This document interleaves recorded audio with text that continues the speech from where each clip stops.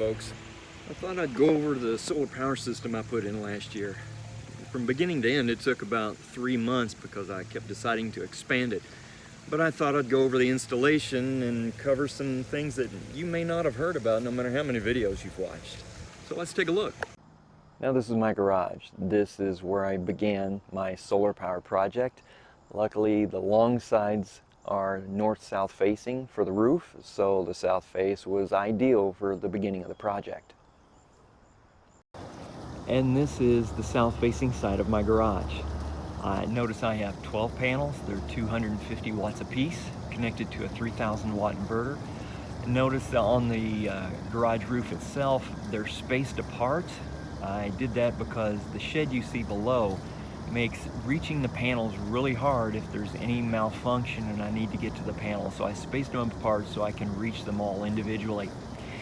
But notice it's 8 in the morning. You can tell that it's going to be a wonderful sunny day, no clouds, and yet there's not a single panel that's in the sun yet.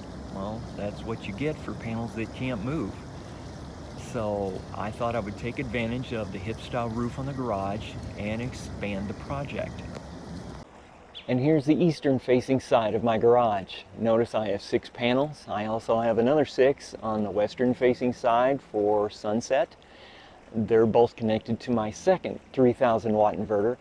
Notice the sun is about to creep up under the panels. They'll be in full sun within half an hour, and they'll be producing full power until about 2 in the afternoon before they taper off. Meanwhile, the panels on the south facing side will be producing plenty of energy. Now, I was pleased with the power we were producing with the system I put in already, but I was also happy with the price I was getting for the panels. Now, we live on 5 acres here, and a large portion of it is a large open field. So I thought I'd take advantage of both of those and expand the system one more time. And here's the third stage of the project. 16 more panels, all still 250 watt, connected out in the field and connected to the garage with a buried cable. First, these are 6x6 posts. Of course, all this wood is treated. And then the frame was built. Those are all 2x6s all the way across. The mounting frame itself is metal struts that you can get at Home Depot or Lowe's or anything like that. The only thing extra I bought were real solar panel mounts, so I can mount them very close together like you're supposed to, and it works well. It's been through a lot of high winds so far, up to 40-mile-an-hour winds. The panels are all wired together in series, and of course they're all grounded.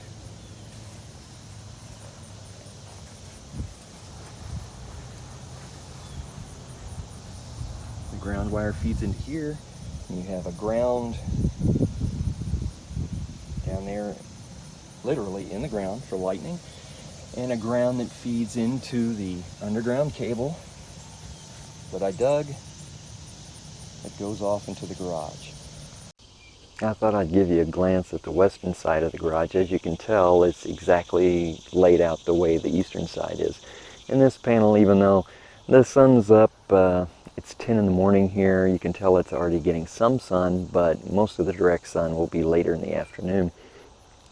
Now, I just wanted to let you know, I bought used panels in an extreme discount.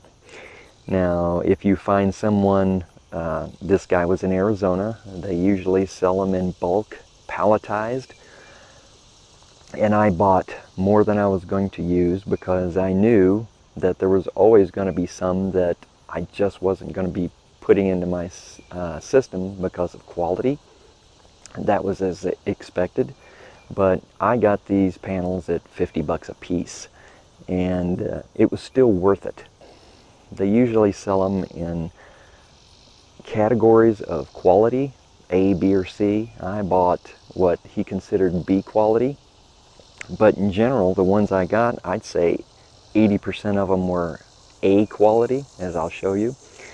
There were maybe 10% that showed a little wear, and I'd say 10% that I considered unusable from the start, but at that price, it was still well worth it. And these are the panels that I have online. Notice the circuit traces are completely silver. They're not oxidized. Same for the bus bar at the end, completely silver. The encapsulating coating looks as good as when the panel was made. No visible signs of deterioration. This panel is pretty much still in brand new condition and is going to work great for years. Now I'll show you one that does show signs of visible deterioration. Notice as we get close, the circuit traces, they all have areas of darkness, oxidation. Same goes for the bus bar at the end. It's not silver. Both ends show that. That's signs of water infiltration, or at least moisture. Also, which may be even more important, is the epoxy coating. See if I can make sure it's focused. Ah, there we go. See how it looks like broken glass? Well, the glass isn't broken.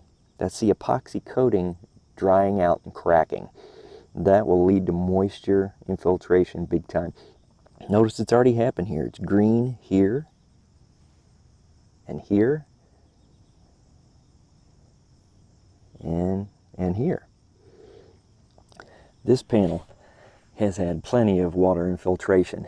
It still produces 250 watts, but you have to worry about insulation resistance, because that's also something that the inverter looks at on whether or not it wants to start.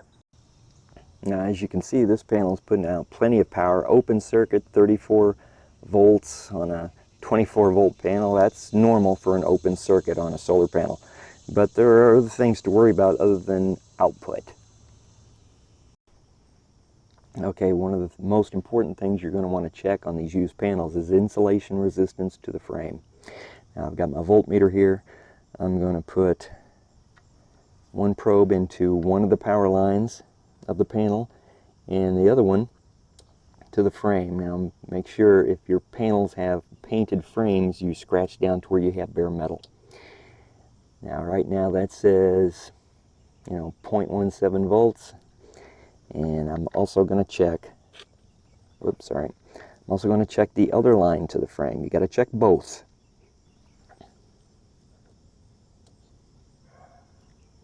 .25. This panel is maybe 50% in bright sun, but that should be enough to test.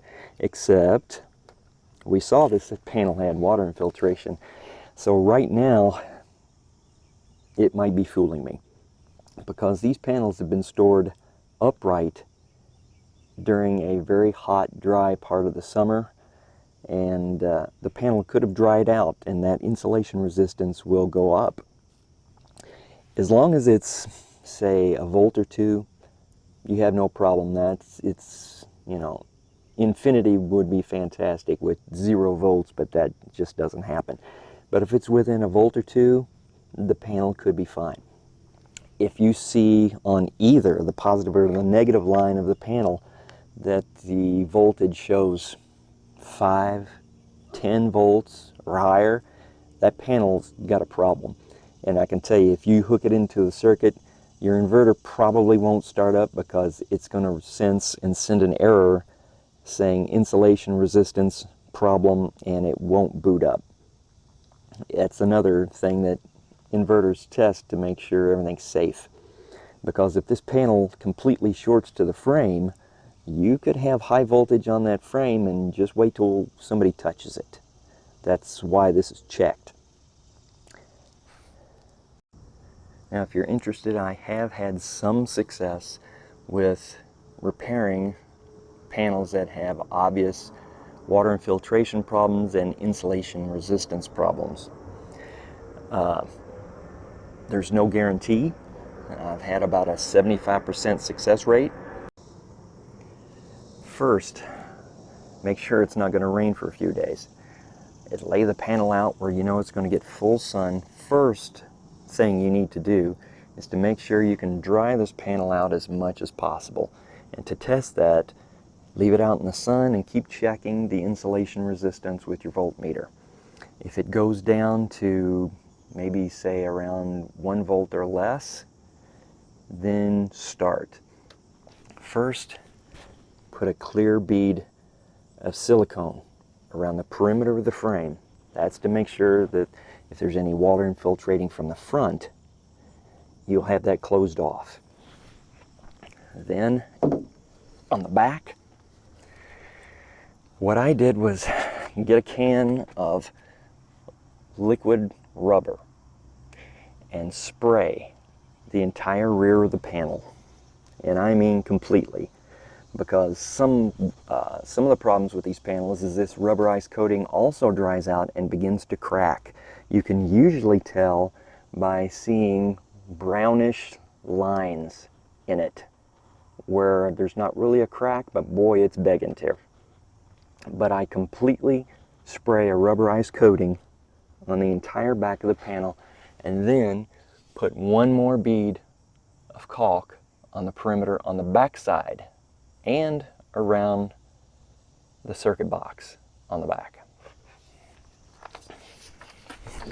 And then basically the way you want to test it would be lay it out, hose it down, let it sit, make sure it stays wet, and then check the insulation resistance, see if it goes up. If it doesn't, maybe you can take a chance and put it in your array. Like I said, there is no guarantee. Don't blame me if it doesn't go right, but it works for me, and I was able to salvage a few panels that just weren't good enough at the beginning to put in my project. Now here's the bi-directional meter that we got once we were approved for the solar installation. Now right now it's showing nothing but 8s. That's a self-test. The figure you see here on the right, that's the power that we use running total from the utility company, and this figure is the credits that we're sending back, also running total. And I'm lucky right now, I can show you that the arrow is moving to the left. That means I'm generating more power than I'm using, and right now as we're talking, I'm actually sending credits back into the grid. And this is my inverter set up in the garage. 3 inverters, 1 for each part of the project. This inverter is for the array that's out in the field. It's producing 2365 watts right now. This inverter is for the south facing part of the garage, 1467 watts. And this inverter is connected to the west and east faces of the garage roof. Notice the power is less here because most of the sun is hitting the eastern side. It's still early in the morning. The power will go up as both the east and the west side get some sun, and it'll drop back down faster than the other 2 inverters, as only the sunset will be powering this inverter. Now these inverters are new old stock. They're approximately 6 years old, so they don't have any Wi-Fi or Bluetooth capability. That's why you see physical data cables running from each one into the other and up to this box here. Now what this is a data collecting unit. It collects data from the inverters and it makes them available to its own internal web page that you can go on with a web browser and take a look at the results. Okay, I wanted to talk about something I've heard people have problems with, but I've really never seen installers or anybody else really explain and let people understand what they can run into. Now, take a look at this number right here. This is tracking the grid voltage on each leg. I'll let it rotate so you can see. On one leg, it's 121 volts right now. On the other leg, it's 123 volts. Now, there is something I wanted to go over with that I never hear anybody talk about, and that is the parameters that are set for an inverter. Now, I'm inside one of the inverters. Notice it has a parameters tab. Let me scroll down here. Let me see if I can get it up so you can see it.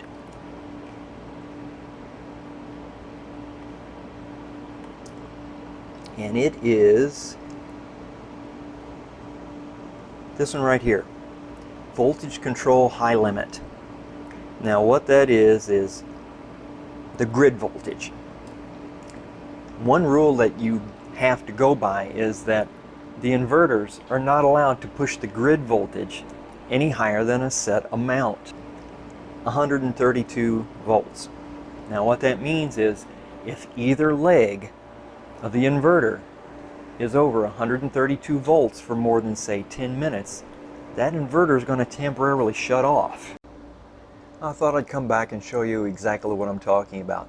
Right now it's about 3 in the afternoon, about 4 hours from the time the clip that you just saw. And take a look at the voltages. The sun is higher. It's actually probably gone down a little bit from its peak, but it's still higher than it was at 11 o'clock this morning. The voltages on the legs are now 127 and 124. Now I'm not worried about the power shutting off today. This is the 1st of September and the high voltage power output part of the year is 2 months behind us in June. But say it was June and it was a nice cool sunny day like today and you're not using the air conditioner or the dryer and suddenly your inverter shuts off. Well, it's because as the power is generated and it goes back into the grid, the voltage in the grid slowly increases. It's like shoving water into a pipe. The more water you try to push into a pipe, the higher the water pressure is. And this is very similar. The voltage will slowly creep up. It may start out at like 125, and throughout the day as the sun rises and you start generating more and more output, it'll start to hit 128, 130, 132. And when it hits 132 and it sits there, the inverter goes, this is not safe. I'm shutting off until I see that it's going to stay below 32 for a good amount of time. And I'm going to wait till that occurs. And that might be a little while. Now that inverter is going to stay off until it sees that the grid voltage is at a stable level below 132, and so that it can turn back on. I have some data from early in June when I'm sure that the unit shut off at the peak point of the day, and I can show you exactly the results of what I'm talking about. This is Sunny Portal. This is a web page that the Sunny web box uploads data to where you can organize it for reports of any type that you can imagine. Now this is today's solar output of my system. It shows you the time and it shows you the power output on the quarter hour. Notice that this is a very smooth curve. That means this is a cloudless day. You get used to the shape of the charts. Notice the ones up above, these days had nothing but rain, and you can tell. This day had clouds on and off. That's why it's kind of spiky. But today, this day had no clouds. A very smooth solar output curve. Now, I'm going to go back in time to June, to a day that was just like this, and show you what I'm talking about. This is June 23rd. This is a day when the array out in the field shut off at peak power. Notice the time that it did it at. Approximately, looks like 1:15. Suddenly my output is down by somewhere between a third and half. It stayed off for close to 2 hours and then suddenly came back on. This is also a smooth curve. You can tell this is a day that had no clouds. But this was probably a cool day. Notice how high the output is. About at its peak, 6,500 to 7,000 kilowatts. It was putting out some power. And right at peak sun, it shut off. So was it worth it? Of course it was. My power bill's been cut in half. But I've also had some other things to deal with. Remember, I bought panels that were used. Some of them had problems once it started having lots of rain. Remember, these came from Arizona. They've been out in blistering sun for maybe, who knows, 4 or 5 years.